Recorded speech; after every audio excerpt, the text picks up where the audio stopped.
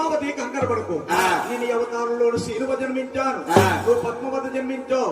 ఈ అవతారం సాధించి పేరుందేవి గర్భ 4 తర్వాత 7వ వండే పుడతాను. నా పేరు వెంకటేశ్వర నామకరణం చెప్తాను. ఆలముడు తాతయ్య కుమారుడు ఆలమా తారకులు కూతురు అరివేడు మంగాదేవిని పెళ్ళాడుతాను. వారి కట్నం ఎవరి చేత కారణం చేత మంగాదేవిని విడిచిపెట్టి 7వ పరత వచ్చి 7 గుళ్ళు గొప్పలు కట్టుకుంటాను.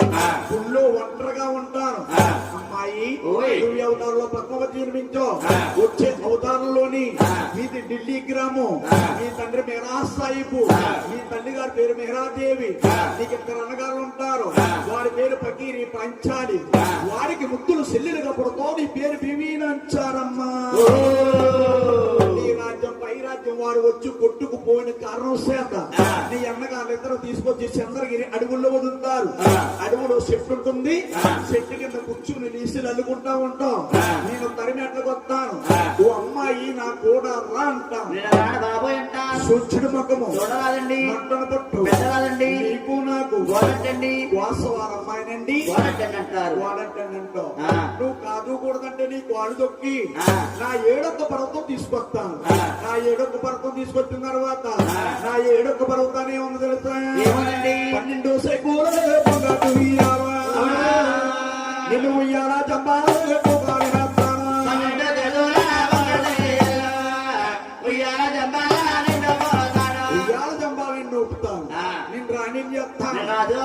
నేను రాజుగా ఉంటాను.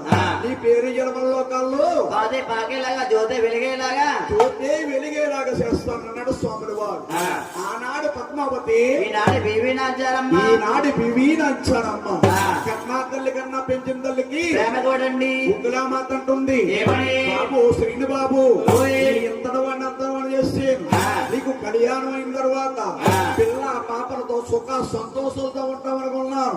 నువ్వు అప్పుడే అవతారం మారిపోతున్నావా బాబు? రాముడికి సిన్ని రామాలు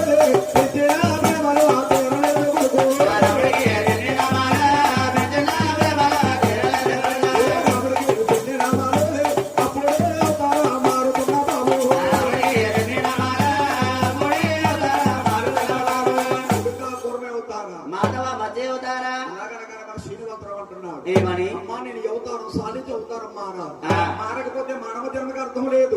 అలాగని మహానుభావుడు అవతారం మారిపోయిన తర్వాత 7వ పర్వతాల గుళ్ళో ఒంటరిగా ఉంటాను. 7 అడుగులు ఎత్తాను. అడిగి ఒక శివాధారం అవుతుంది.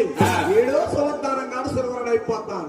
శిలవరాడైన తర్వాత నేను నెలలో పంచరుగులు పూలమాల ధరిస్తానని అడిగిపోయినా